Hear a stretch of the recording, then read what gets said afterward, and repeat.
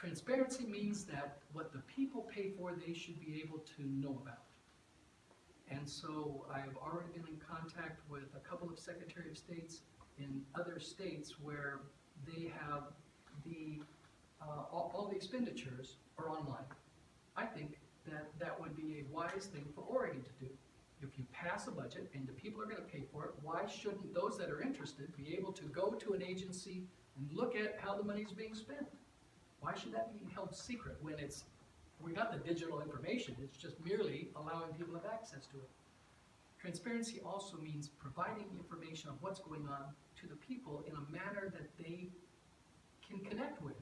And so in my campaign, we had over, at the end, like 31,000 followers on my Facebook. And why? Because as we went through the campaign, I would find things that were happening and I would say, take a look at this. This isn't right and it shouldn't be happening. And as the Secretary of State should be auditing this or checking this out or doing what the Secretary of State can do, because I really believe that the constitutional position of Secretary of State is like an additional branch of government. When you have, I mean, it's under the executive, but it's not under the governor.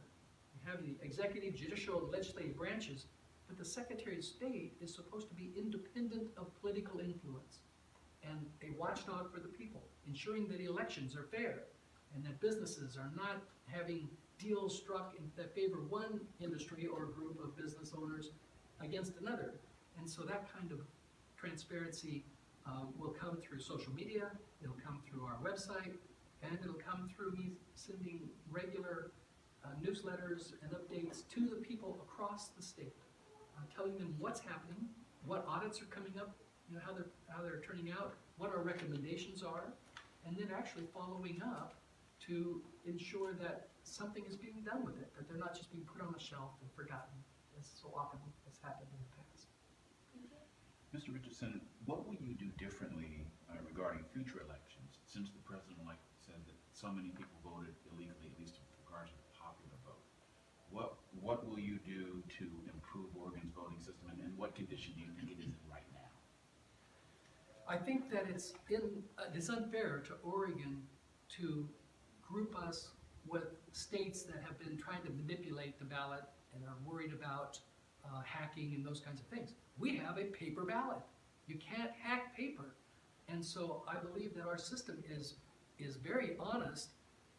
Otherwise, I think I probably wouldn't have gotten elected. I mean, you know, I won, and to me, that indicates that that it was honest, because there's a lot of people that thought that a Republican couldn't win statewide office.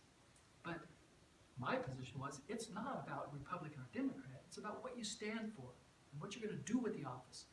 And so I think that you need to trust but verify, and there's a lot of people that are suspicious because of all the publicity they're hearing nationally. They're suspicious of the voting system in Oregon, and so a part of my job will be to help restore that trust by showing them how it takes place.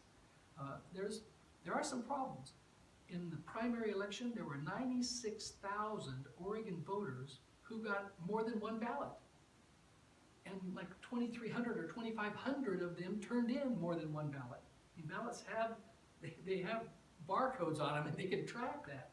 Well, they said it was only, you know, a couple thousand. I said, that's a crime. So how many crimes do you have committed before you think maybe you got to look at it? And so we need to see what the causes to have so many duplicate ballots are out, and then to openly explain it so that people aren't just saying, I can't believe it, it's a corrupt system, you know, the voting is rigged. When they tell me that now, I say, I got elected, it's not rigged or I wouldn't have gotten elected, but we have a responsibility to ensure that everyone who's eligible to vote gets the opportunity to vote, but no one else.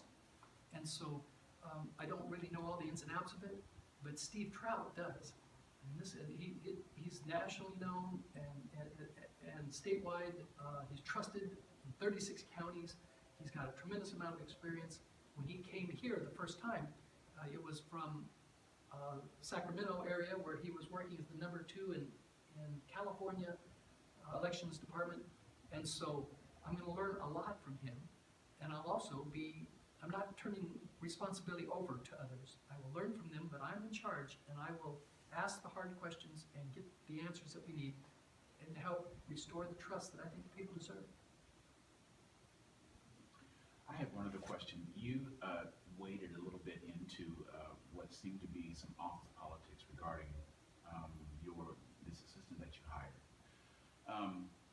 And I just wanted to ask you, do you think that that is something, I mean, by talking about that, I mean, do you think that it's something that the Secretary of State should be concerned with, considering that each manager in the department is really responsible for their own people, and if they are treating those people with malfeasance, it's up to the system to really work and ferret those people out, as opposed to you speaking out about how a particular employee was unfairly treated. Well, I think it was Harry Truman that had the sign on his desk as President of the United States saying, "The buck ends here." I hope it was Harry Truman. I think it was. And I feel the same way.